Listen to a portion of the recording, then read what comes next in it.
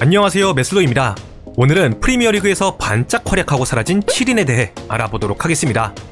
이 주제에 가장 걸맞는 선수라고 할 수 있는 미겔 미추는 이전에 한번 다룬 적이 있어 이 영상에선 제외했으니 감안하고 봐주시면 감사드리겠습니다. 그럼 재밌게 봐주세요. 오데민기는 나이지리아 출신의 공격수로 탄력성과 빠른 스피드, 테크닉까지 겸비한 공격수였습니다. 웨스트 브로미치에서 임팩트 있는 활약을 펼쳐 아직까지 기억하고 있는 팬들이 덜어 있는데요. 자, 그는 2010년 29살이라는 늦은 나이에 러시아 무대에서 웨스트 브로미치로 이적해오며 프리미어리그에 입성했습니다. 당시 오데민기가 이적해온 웨스트 브로미치는 2부 리그에서 갓승격한 팀이었기 때문에 강등 1순위로 꼽히는 팀이었는데요. 따라서 즉시 전략감으로 영입된 그의 활약이 매우 중요하게 보였습니다. 그런데 오데민기는 데뷔 시즌에 무려 15골 9도움을 기록하는 예상을 더 뛰어넘는 절정의 기량을 선보였습니다. 걸출한 선수들의 뒤를 이어 리그 득점 순위 5위를 기록했고 그의 활약에 힘입어 웨스트 브로미치는 리그 11위로 안정적인 잔류를 할 수 있게 되었죠. 또한 이 시즌에만 이달의 선수를 2번이나 수상하는 쾌거를 이룩했습니다. 그러자 유벤투스와 반페르시에 백업을 구하던 아스날로 이적이 대두되기도 하며 프리미어리그에서 늦가기 신화를 써내려 갈 것이란 기대감이 잔뜩 고취되었습니다. 그러나 이후에 이러한 활약은 다시 나타나지 않았는데요. 물론 11-12 시즌에 들어서 해트트릭도 터뜨리고 이달의 선수에 다시 한번 선정되는 등 좋은 활약을 보이긴 했지만 지난 시즌의 기대엔 못 미치는 활약이었습니다. 그리고 오데민기는 30대에 접어들에 따라 에이징 커브가 급격히 찾아오면서 기량이 급감하기 시작했습니다. 결국 12-13 시즌에 루카쿠가 임대로 오게 되고 힘겨운 주전 경쟁을 펼치게 됨과 동시에 선호하는 중앙이 아닌 측면에서 뛰는 경우가 많아지게 되면서 불만이 쌓인 그는 겨울 이적 시장을 통해 퀸즈파크 레인저스로 이적을 하겠다는 요청서를 구단에 제출하게 되었습니다. 구단 몰래 퀸즈파크 레인저스에서 메디컬 테스트를 받기까지 했는데요.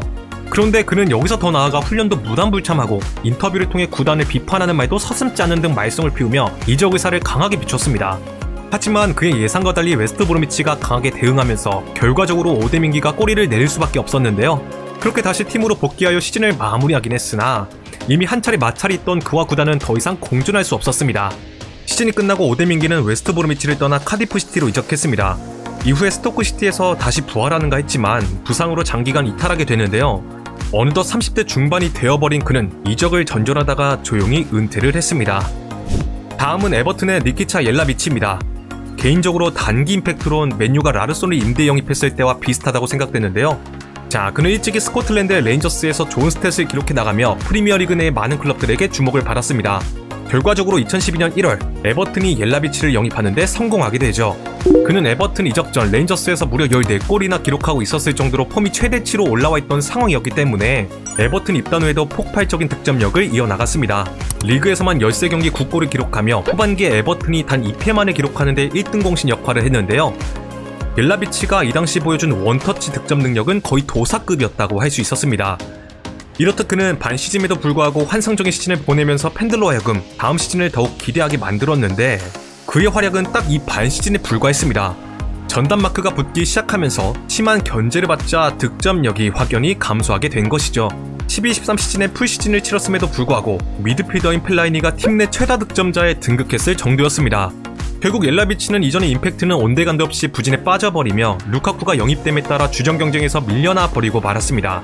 이로 인해 월드컵 출전이 불투명해지자 헐시티로 이적을 택하게 되는데요.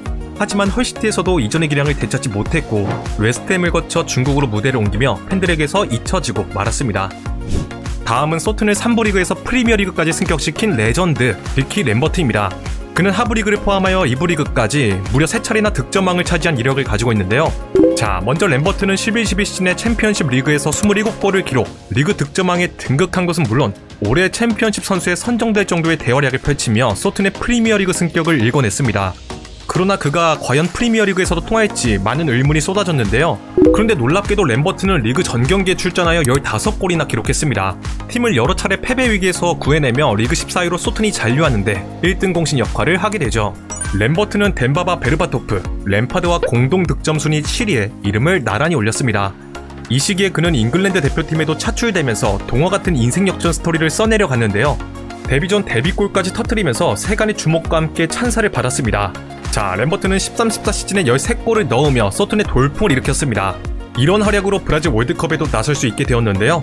그러자 어린 시절에 방출된 이력이 있던 리버풀이 그에게 접근해 왔습니다. 램버트는 이전부터 리버풀을 응원하고 동경해 왔었기 때문에 리버풀의 이적을 택하게 되죠. 물론 주전이 아닌 백업의 위치였지만 그는 상당히 만족감을 드러냈습니다. 그러나 램버트는 리버풀 이적 이후에 소튼에서의 위용을 전혀 보여주지 못했습니다. 늦은 나이에 포텐이 터진 만큼 전성기가 짧을 수밖에 없었는데요. 주전 선수의 부진으로 그에게 많은 기회가 찾아왔음에도 불구하고 극악의 폼을 보여주었습니다. 결과적으로 리버풀에서는 단 한 시즌만 뛴 뒤 거의 쫓겨나다시피 하며 웨스트 브로미치로 이적하였습니다. 정리해보면 프리미어리그에선 단 2시즌간 반짝했다고 할 수 있겠네요. 윌프리드 보니는 한때 강력한 시체 능력과 골 결정력이 같은 국적의 선배 드록바와 비슷하다고 하여 포스트 드록바라고 불리며 많은 기대를 받았었습니다. 2013년 스완지는 득점을 홀로 책임지는 미추의 부담을 줄여주기 위해 네덜란드 득점왕 출신의 보니를 클럽 레코드를 갱신하며 영입했습니다.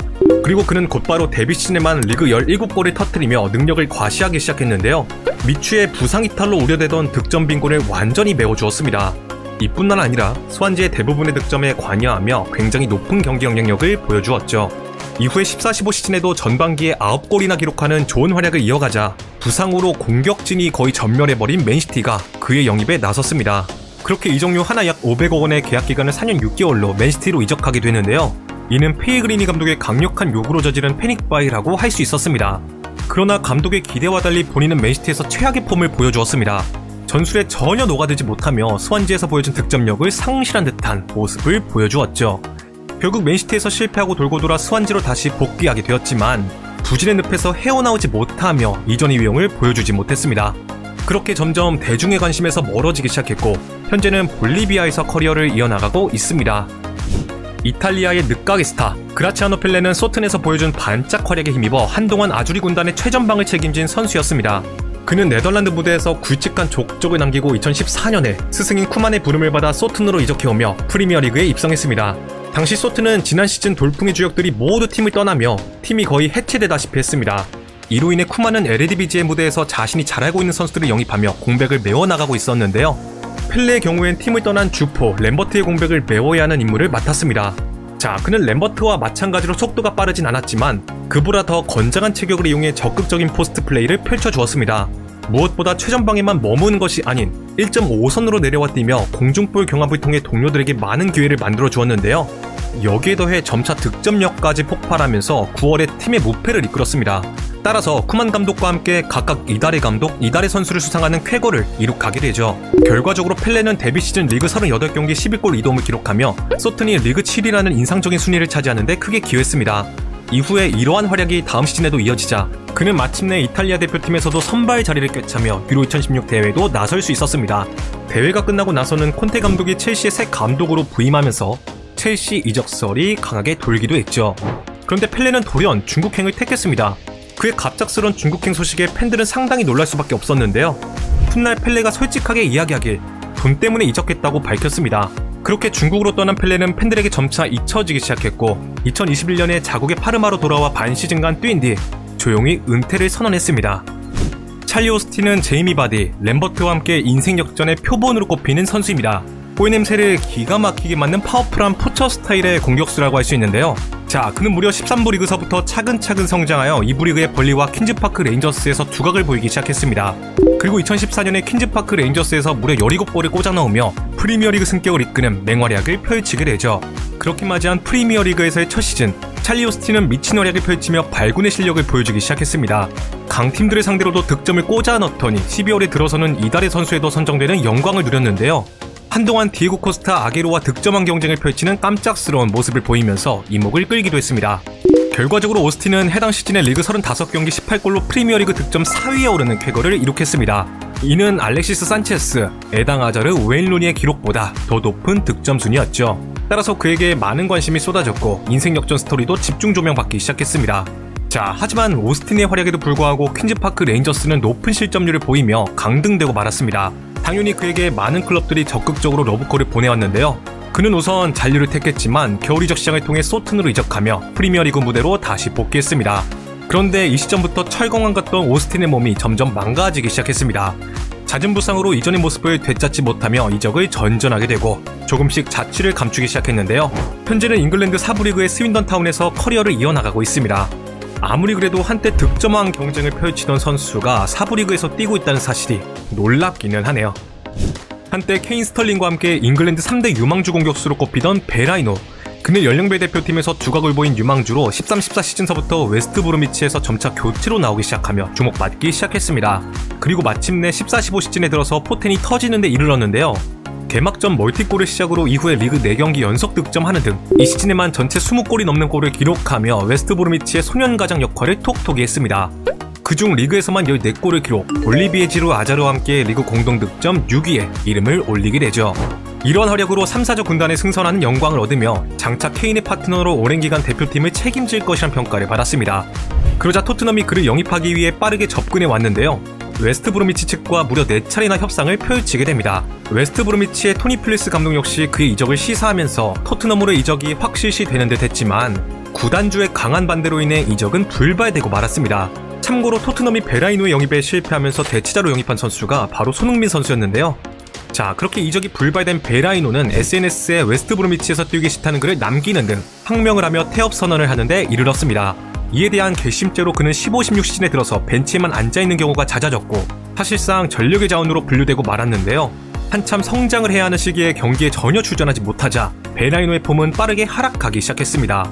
결과적으로 2017년 1월 스토크시티로 이적하며 웨스트 브로미치를 떠나긴 했으나 이전의 폼은 온데간데 없이 사라졌고 1년 반이라는 긴 시간 동안 리그 28경기 무득점이란 우픈 기록을 세우기도 했습니다. 이뿐만 아니라 부족한 프로의식으로 언론에 입방하에 자주 오르기도 하는 등 경기 외적으로 문제를 일으키기 시작했죠. 따라서 베라이노는 스토크시티의 강등의 주범으로 꼽히며 많은 비난을 들을 수밖에 없었습니다.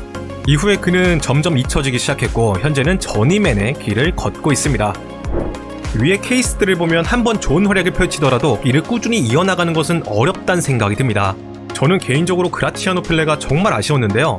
준수한 활약을 보이다가 갑작스럽게 중국행을 택하면서 팬들의 기억 속에서 사라져버린 게 무척 아쉬웠습니다. 수려한 외모까지 지니고 있어서 그런지 임팩트가 더욱 강렬하게 느껴졌던 것 같네요. 혹시 여러분들은 어떤 선수의 임팩트가 가장 강렬했나요? 댓글로 남겨주시면 감사드리겠습니다. 자, 오늘 영상은 여기까지입니다. 재밌게 보셨다면 좋아요와 구독을 부탁드리며 다음에는 더 재밌는 컨텐츠로 찾아뵙도록 하겠습니다. 감사합니다.